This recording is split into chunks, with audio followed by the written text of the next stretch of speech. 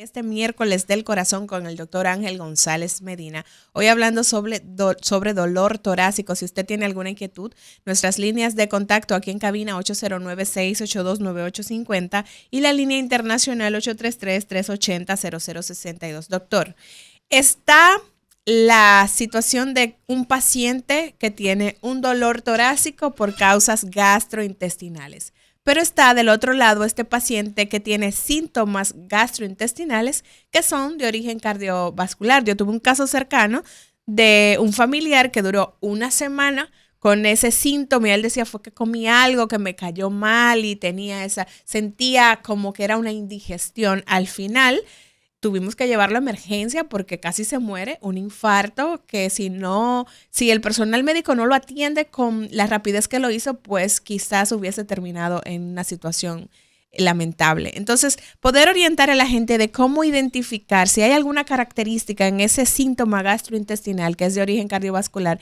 que el paciente pueda identificar y busque ayuda a tiempo. Sí, fíjate, esa condición ha sido una condición de cometer muchos errores porque no es la primera vez, ¿verdad? O sea, el paciente que tiene dolor de origen cardíaco o la manifestación clínica se acompaña precisamente de náuseas, de sensación de vacío en el estómago, sudoroso, frío.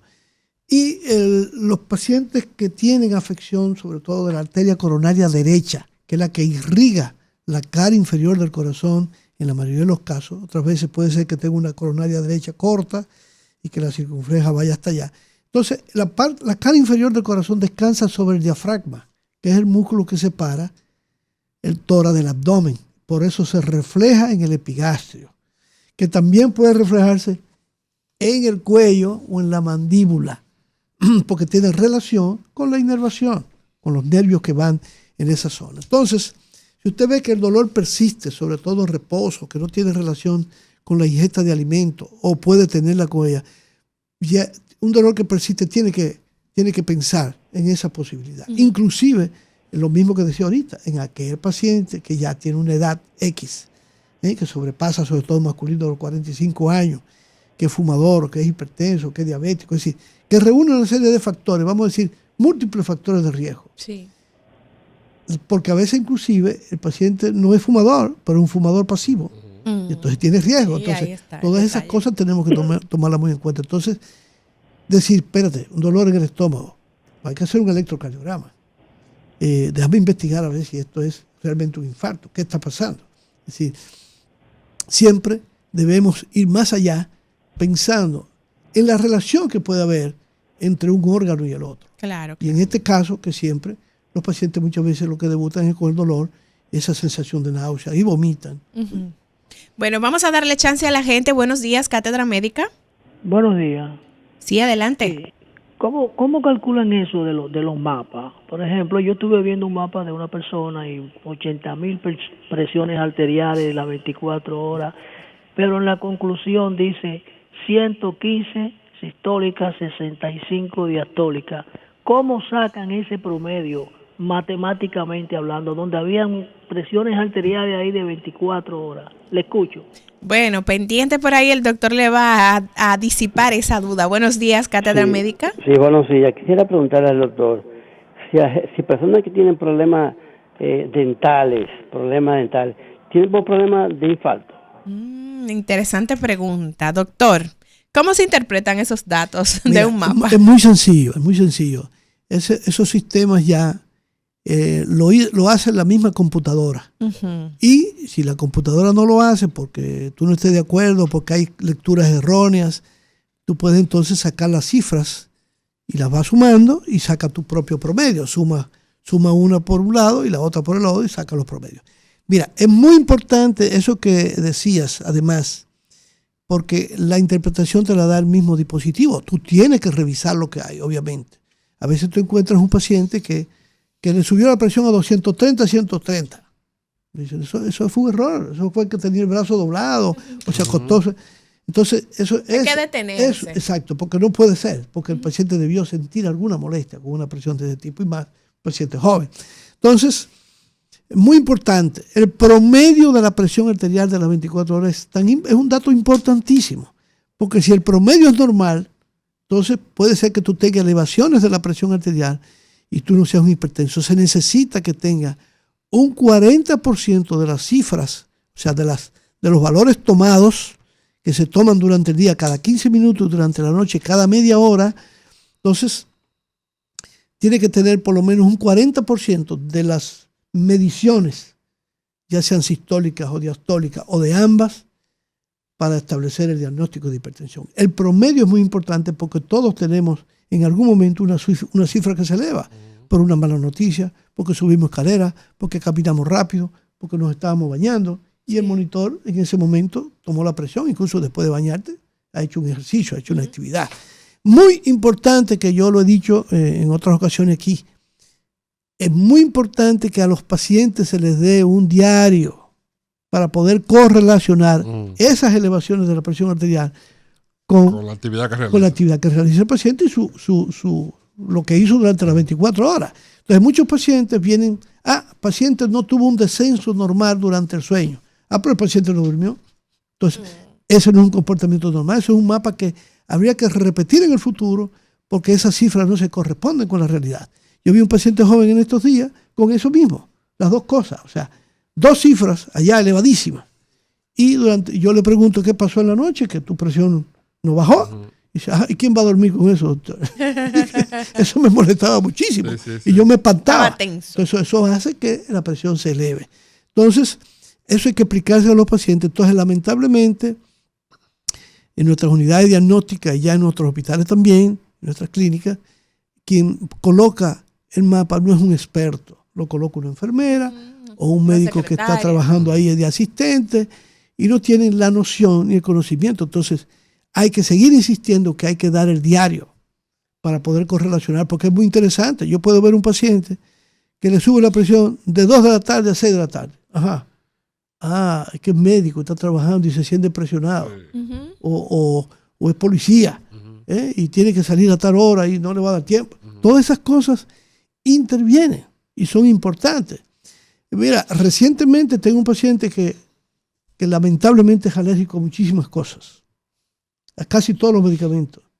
Y he tenido que manejarlo ahora con medicamentos que no son quizás los ideales, pero hay que bajarle la presión.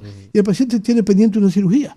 Ya yo acordé con él, finalmente, porque el paciente tiene su presión normal en la casa, que el día que se vaya a hospitalizar, primero su sedación por la noche, o internarlo y sedarlo, y ponerle algo que le mantenga la presión normal, porque si no, cuando lo lleven al quirófano va a ser imposible operarlo, porque es un paciente hiperreactivo.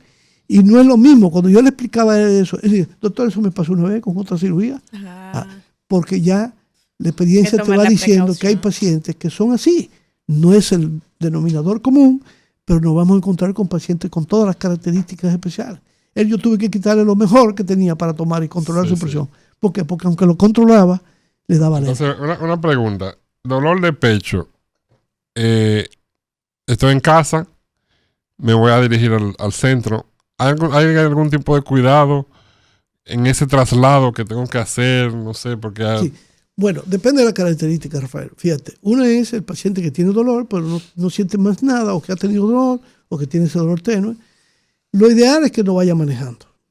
Lo ideal es que sea conducido por un familiar, un amigo. Que vaya acompañado. O llamar al 911 si la condición es ya diferente, porque puede tener un dolor intenso, sudoroso, frío, con náusea, decaimiento, palpitaciones. Entonces ese paciente ya no puede ser llevado por un familiar nada más, sino que lo ideal es que el 911 lo venga a recoger o que un familiar pueda rápidamente llevarlo al centro médico más cercano, porque eso va a facilitar un diagnóstico temprano, una intervención temprana y evitar la muerte de ese paciente. Definitivamente. Quedaba una pregunta, doctor, pendiente de uno de nuestros oyentes que decía si los problemas odontológicos pueden estar relacionados con un infarto. Correcto.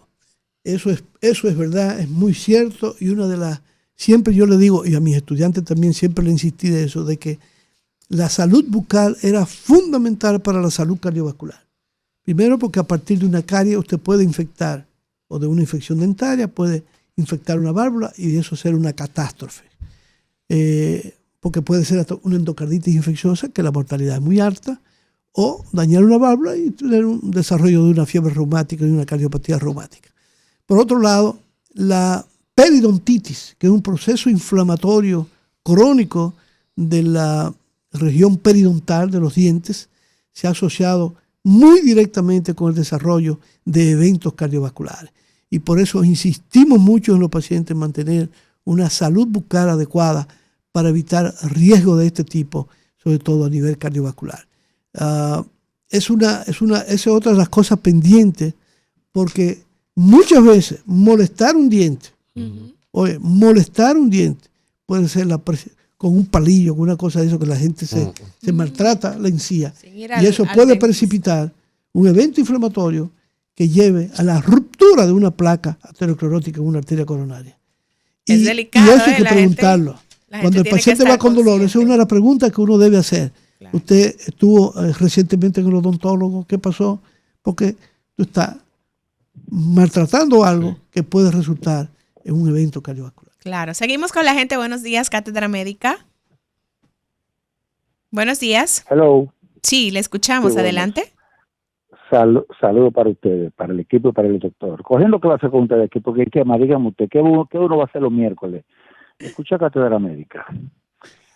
Doctor, estos pacientes que ya están bien informados, bien educados con relación a su hipertensión, que ya saben cuál es el pronóstico y la posibilidad de un infarto, que ellos esperan que venga con el dolor, que se irradie hacia brazo izquierdo, a hombro, a mandíbula, como usted dice, pero ese cuadro clínico clásico. ¿Qué posibilidades hay de ese infarto silente? Que el paciente de repente amaneció muerto y, pero él no se quejó de dolor. ¿Qué posibilidades hay para que aquellas personas que son hipertensos, que tienen ya los factores de riesgo, sepan que también hay infarto silente? Correcto. Que no esperen dolor. Lo escucho en el aire. Muchísimas gracias, Albert, por tu pregunta. El infarto silente es una condición que siempre hay que pensar, sobre todo en el paciente diabético, porque el paciente diabético daña las terminaciones nerviosas. Así como daña los nervios periféricos, también los nervios a nivel del corazón, también pueden sufrir. Y tal infarto silente, que a veces no es tan silente, pero desde el punto de vista de dolor sí es silente. Es el paciente que puede sentir un malestar estomacal, es el paciente que puede ponerse de repente sudoroso y frío, pero no tiene dolor, no tiene nada, ¿no? O es el paciente que ya inclusive previamente ha tenido palpitaciones. Y están los pacientes que en el seguimiento que nosotros hacemos, el paciente hipertenso, por ejemplo, diabético, que ya sabemos que es el que más probabilidad tiene de desarrollar un infarto silente o atípico, por las manifestaciones atípicas, estos pacientes nosotros tenemos que orientarlos adecuadamente de que esto puede ocurrir y que ante la eventualidad de cualquier manifestación de un decaimiento o de palpitaciones o de mareos que tuvo 2 o 3 días antes, preocuparse de ir a chequearse, porque esto puede ser importante. Eso que decía el doctor Lafontaine, de un dolor en la cadera, claro, es muy difícil tú pensar eso, pero en la eventualidad de algo que no tiene explicación, lo primero que tú pienses es que hay algo que está obstruyendo una arteria, claro, o una vena que esté ocasionando ese dolor. Y, por supuesto, tú sabes que hay pacientes que ese 5% de infarto silente o silencioso, que sería como el término correcto desde el punto de vista del español, ocurre, que es el que quizá no todo el que aparezca muerto o que amanece muerto no tuvo dolor, sino que no dio tiempo a avisar. Y murió porque tuvo una arritmia inmediatamente. A veces que la gente le llama, tuvo un infarto fulminante. Fulminante, correcto. No, a veces el fulminante también puede ser en los primeros minutos, tuvo el dolor intenso, quejándose intensamente del dolor y no dio tiempo ni siquiera a llevarlo porque murió en el camino, o murió en la emergencia. Vamos a seguir con las inquietudes de la gente. Buenos días, Cátedra Médica. Buenos días. Sí, adelante con su pregunta. Sí, gracias a ese distinguido eminencia que están ahí todos. Para decirle al doctor Ángel que mi presión, yo soy hipertenso, pero siempre, ahora mismo yo me tomé la presión, la tengo después de hacer mi ejercicio, estaba comprando para el mercado, la tengo en 99, 65 y la palpitación en 57. Si eso es normal, si está bien ahí. ¿Usted ¿Cuántos años tiene? ¿Hace ejercicio? 64 años. ¿Hace ejercicio? ¿Monta bicicleta? Sí, acababa de hacer ejercicio. Yo camino, yo hago mis abdominales, hago el ejercicio que usted dio el otro día de la sentadilla. Pendiente, ¿eh? Sí. Qué bueno, qué bueno. Muy Muchísimas gracias. importante. Quédese en sintonía con nosotros para que el doctor pueda darle la respuesta a su pregunta. Buenos días, Cátedra Médica. Buenos días, Cátedra Médica, porque la salud merece respeto. Así es, adelante. Preguntarle al doctor, ¿cuándo se debe indicar un mapa? Porque yo, por ejemplo, porque ya iba a cumplir 70 años y nunca me fui a ver y me indicaron un mapa. ¿Es correcto que sin uno sufriese problemas cardíacos y cosas, sino por prevención, le indiquen un mapa? Vamos a ver, quédese pendiente también por ahí. Muchas llamadas, doctor, hoy, así que tiene muchas respuestas que dar. Buenos días, Cátedra Médica. Buen día. Sí, adelante. Doctor, ¿por qué la mayoría, por no decir todo, de los medicamentos para los pulmones, problemas respiratorios, o alteran la presión o producen palpitaciones, además de que quitan el sueño? Le escucho. Interesante pregunta. Bueno, doctor, vamos a comenzar con el paciente de 64 años con su presión arterial 99/65 y palpitaciones en 57. Vamos a ver. Sí, eso indica que es un individuo a esa edad muy sano, desde el punto de vista cardiovascular, haciendo ejercicio regularmente. Parece que desde el punto de vista genético no tiene el perfil de desarrollar hipertensión y es una presión que para él es normal. No, y él dijo que es normal. hipertenso. Parece que está muy controlado. Él bueno. inició diciendo Sí, que... se había Ok, medicamento. Sí. Bueno, si es hipertenso, sí, ahí me preocupa un poquito. Porque la presión en 99 sistólica, quizá yo pienso que está un poquito sobremedicado. No es bueno, tampoco se ha demostrado que tampoco es bueno en un paciente hipertenso tener presiones muy bajitas, porque ocurre lo que nosotros llamamos en el escenario cardiológico la curva en J. Es decir, tener la presión muy alta es dañino, tenerla muy bajita también puede ser dañino porque su corazón puede estar necesitando una mejor perfusión y se ha relacionado con la mortalidad. No quiero decir que es lo que le va a ocurrir a usted, porque usted puede salirse de ese patrón. No todos los pacientes se van a comportar igual. Pero probablemente, cuando usted se tome la presión más tarde, probablemente ya no va a estar en 99, sino que fue algo transitorio, que quizás después de hacer ejercicio, descansó, llegó, se sentó y la presión bajó después de haber subido. O sea que ahí lo que hay que valorar es eso y quizás utilizando un mapa pudiéramos precisar mucho mejor de qué está pasando, porque a veces no es muy bueno tampoco que la presión sea muy bajita en el escenario de un paciente hipertenso. Y si tiene enfermedad coronaria, que quizás no es el caso porque él hace ejercicio, todavía sería peor. A propósito de mapa, el otro oyente que se comunicó con el programa preguntaba ¿cuándo es correcto que indiquen un mapa? Él parece que le indicaron uno, ya tiene 70 años y nunca ha tenido problemas y ahora le indicaron un mapa. ¿Cuándo se debe indicar un mapa? Mira, el mapa tiene indicaciones muy precisas. Número uno, precisar si el paciente realmente es hipertenso, el paciente que debuta de nuevo, que va por primera vez a una consulta y que su presión está elevada, pero ligeramente elevada. Sobre todo en pacientes jóvenes que tú dices, bueno, ¿será hipertenso o no será hipertenso? O un paciente que te dice, mi presión siempre ha sido 120/80. Pero resulta que al tú tomarle la presión, por la razón que fuese en ese momento, a lo mejor no tenía 120/80, sino 140. Entonces, quizá eso motivó que le mandaran a hacer mapa. Entonces tú dices, bueno, estará este paciente que aunque él se tome la presión en una ocasión la tiene bien, pero el resto del día puede estar elevado. Esa sería una indicación. La otra indicación es determinar si el paciente tiene hipertensión de bata blanca, que ese encaja dentro de bata blanca porque le suben el consultorio. ¿Es bata blanca o es hipertenso real? Porque él ha ido a otros médicos y nunca le han encontrado la presión alta. Otras indicaciones precisas es evaluar el tratamiento. No solamente es suficiente que el paciente llegue a la consulta y esté controlado con lo que le dimos, sino que lo comprobemos, que lo documentemos, siempre explicándole al paciente lo del diario que usted estaba haciendo cuando el equipo. Yo lo que les recomiendo a los pacientes, generalmente cuando son pacientes míos, usted unos 5 minutos antes de tomar la presión, si usted va manejando, busca un lugar donde detenerse, porque si no, tiene el brazo doblado, la presión puede dar anormal. Y lo mismo, cada vez ya usted tiene la precisión, porque tiene una pantallita donde tiene el tiempo. Entonces, cada 15 minutos la presión ya se va a tomar. el paciente sabe. Y darle instrucciones sobre la noche, cómo va a dormir, para que sea lo más adecuado posible y explicarle que le va a molestar, que no piensen eso, que esté acostado. Lo otro es, doctor, eso. establecer si el paciente tiene hipertensión enmascarada. A ver. Ese es el paciente que viene a mi consulta, que estaba por Agua Ramón o Galería 360, le tomaron la presión en un operativo y le encontraron que tenía la presión ligeramente elevada. Entonces, pero viene a mi consultorio, pero usted tiene 11.7. Hágase un mapa para ver si es todo lo contrario. Claro, el buen examen físico. Hay pacientes que yo lo he visto con esa condición y cuando le hago el fondo de ojo el paciente tiene la lesión vascular.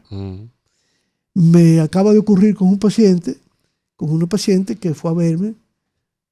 Oye la historia. Ella se le muere un hijo recientemente. Así, murió de repente. Y está muy preocupada, nerviosa. Y la historia es que el médico le dijo una vez que la presión, el que la veía, que esa hipertensión que ella tenía era porque tenía colesterol alto. Entonces yo tuve que desmitificar eso, porque el colesterol no sube la presión, ni la presión sube el colesterol. Ellas coinciden y son parte de un mismo proceso. Entonces yo le dije, bueno, pero vamos a ver, porque aparentemente se consideraba no hipertensa. Y además lo peor es que si tú le dices que el colesterol es la causa de su hipertensión, entonces no la trata, no estaba recibiendo tratamiento para el colesterol tampoco. Entonces cuando yo le hice el fondo de ojo primero, veo que tiene un cruce arteriovenoso, que es una lesión vascular en la retina, de moderado a severo. O sea, que es una hipertensa. Se cae de la mata. ¿Entiendes? Y obviamente cuando le tomé la presión estaba en 170 y en 180. Y esa paciente yo le dije, mire, usted ve. Incluso yo le dije, eso que yo vi en el ojo, seguro que usted tenía hipertensión desde hace 5 años. ¿Cuándo fue la primera vez? Usted me dijo que la primera vez que le encontraron la presión alta hace más de 5 años, exactamente, como 10 años. Esa es la importancia de ir con un especialista de evaluar al paciente adecuadamente. Claro. Porque tú puedes ver, como vi hoy un paciente, ese mismo paciente que no se controla, ¿qué me llevó a decirle a él, mire, vamos a tener que hacer esto porque usted no se va a poder operar si no lo hacemos? ¿Por qué? Porque en su fondo de ojo no encontré nada que me dijera que tenía lesión vascular. Bueno, el otro oyente que llamó preguntaba o hacía el comentario de que por qué la mayoría de la medicación que se indica para problemas pulmonares altera la presión y quita el sueño. Sí. En primer lugar, lo que pasa es que los medicamentos que se usan para el asma bronquial o para los procesos broncopulmonares son los llamados broncodilatadores. En su gran mayoría, prácticamente todos, para no decir, pero casi todos, te produce un efecto que aumenta el ritmo cardíaco, eso aumenta la frecuencia cardíaca. ¿Por qué? Porque en los bronquios tenemos unas terminaciones nerviosas que tienen que ver con son los receptores adrenérgicos. Y estos medicamentos, al dilatar los bronquios, lo que hacen es estimular uno de esos receptores, que son los famosos receptores beta 2, estimulantes. Todo eso, salbutamol, todas esas cosas. Entonces hay algunos que tienen un efecto menos importante, otros tienen más importante. Y cada paciente tendrá una respuesta importante. Diferente. Entonces a la hora de utilizar estos medicamentos tenemos que saber si el paciente es hipertenso. Los pacientes leen con mucha frecuencia la literatura que trae los medicamentos. Los ¿sabe que eso es muy común? Los efectos secundarios. Y ahí le sale precisamente por eso. Pero es porque estimula las terminaciones nerviosas que tienen que ver con la regulación de la presión arterial. Entonces, esa es la razón de por qué aumentan las palpitaciones. Al aumentar las palpitaciones, pone al paciente, lo excitan al paciente un poco y eso quita el sueño. No es a todos, pero sí ocurre.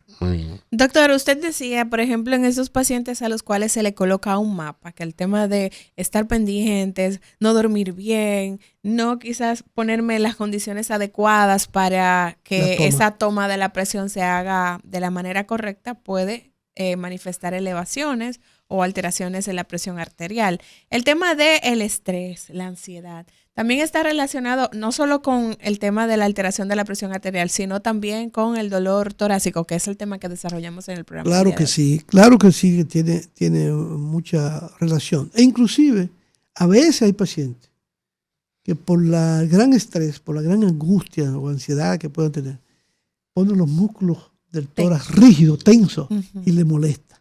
Y todo es por ansiedad. Ansiedad. y angustia, de tipo se pone temeroso y claro, eso no lo vemos todos los días, porque cada paciente tiene su respuesta individual, lo que nunca debemos de cansarnos de decir, porque fíjate, ¿cuál es lo que tú oyes en el escenario de un consultorio? Fuera, cuando los pacientes están hablando. Ah, no, pero yo me controlo con media pastillita. ¿Y cómo que ustedes le dan 3? Es que somos diferentes y tenemos cifras diferentes. Ahí está el problema, si el paciente se dejó guiar del otro paciente. No, y además, yo me tomo jugo de naranja agria, porque eso va... Sí, puede ser que tenga un efecto, pero a veces es un efecto placebo. Sí, claro. Sugestivo. Y yo siempre se lo analizo a la gente. Mira, sí, el jugo de naranja tiene esto, pero esas son cosas sugestivas que tú no puedes decir. Las cosas hay que demostrarlas, hay que documentarlas. Definitivamente. Entonces, hablaba, doctor, de dolor torácico relacionado a afecciones pulmonares, a temas gastrointestinales, el estrés, el tema de la tensión muscular. ¿Hay alguna otra condición que se nos esté escapando que guarde relación con el dolor torácico de causas no cardiovasculares? Ya mencionábamos de soslayo, ¿verdad? La pericarditis, que es una inflamación de la membrana que recubre el corazón. Esa membrana tiene 2 componentes. Una parte que va adherida al corazón, que es lo que se llama el pericardio visceral, porque el corazón es una víscera, y la parte parietal, que no rozan normalmente porque hay una cantidad de líquido que le permite, y eso facilita que el corazón pueda hacer su movimiento de relajación y contracción sin recibir trauma. Cuando hay inflamación de ese pericardio, entonces se engruesa y no solamente puede rozar y producir un sonido que se le dice frote pericárdico, que es como si estuviéramos frotando las 2 manos, o 2 hojas, o una hoja seca, o 2 suelas, como se decían los libros antes.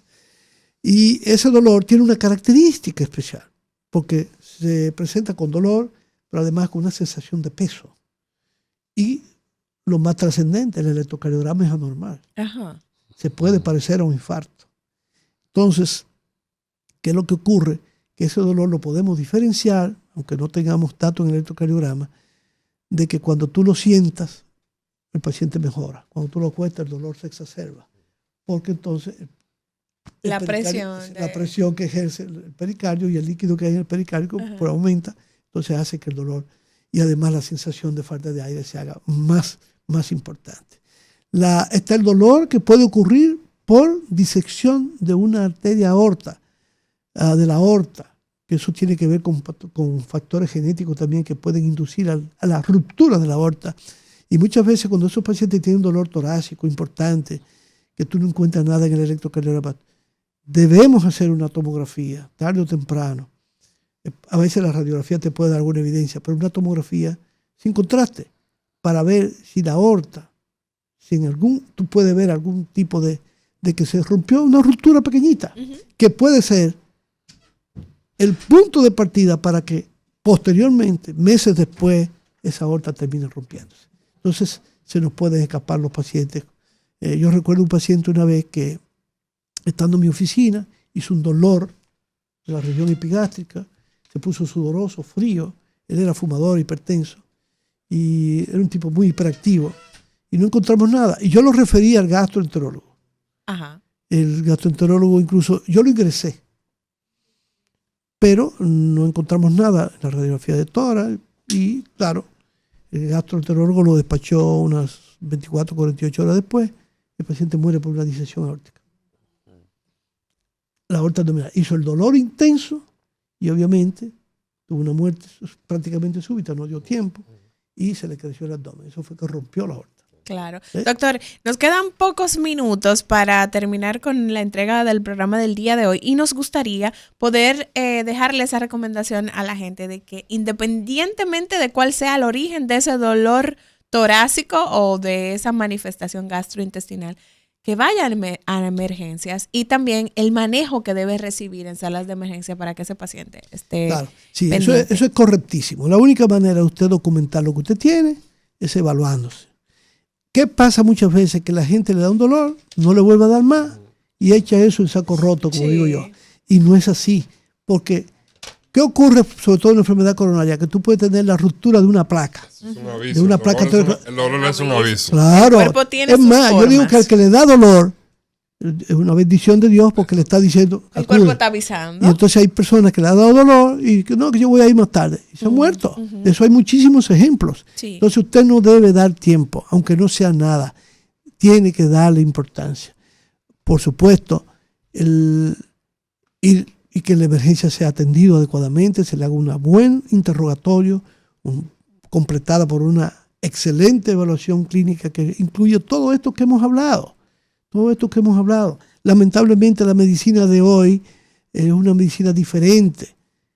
50 años atrás tuve una emergencia y no teníamos todos esos recursos. Hoy tenemos los recursos, entonces utilicémoslos adecuadamente. Y basta que, aunque se gaste lo que se gaste, usted quede convencido de que usted no tiene ningún problema. Y asegure su Hoy, vida. todo lo contrario, que si hay algo, usted lo pueda resolver a tiempo y garantizar su vida. Definitivamente. Antes de irnos, recordar que el doctor Ángel González Medina tiene consulta privada en el Centro de Medicina Avanzada Dr. Abel González de la avenida Abraham Lincoln. Allí usted puede hacer su cita al 809-541-0455. También está en Hospiten. La cita la puede hacer al 809-541-3000, ¿cierto, doctor? Así mismo. Bueno, muchísimas gracias, doctor, por acompañarnos como cada miércoles aquí en Cátedra Médica y traer toda esta información tan importante para la gente que nos escucha. Así es. Para mí es un gratísimo placer sacar este tiempo, de que no tengo mucho, pero venir a compartir sobre todo con ustedes, con este personal que nos da soporte y poder informar a la población de tal manera que pueda conocer cuáles son los riesgos de la salud y que debe garantizarla, porque es muy importante. Yo no creo que eso. Hoy veía un hijo de una paciente que tiene 400 libras y él dice, me voy a morir como quiera. No, las cosas no son así. No Eso son se así. llama, Eso se llama manipulación. Bueno, esta ha sido una entrega más de su programa Cátedra Médica. Los esperamos mañana 10:30 en Rumba 98.5.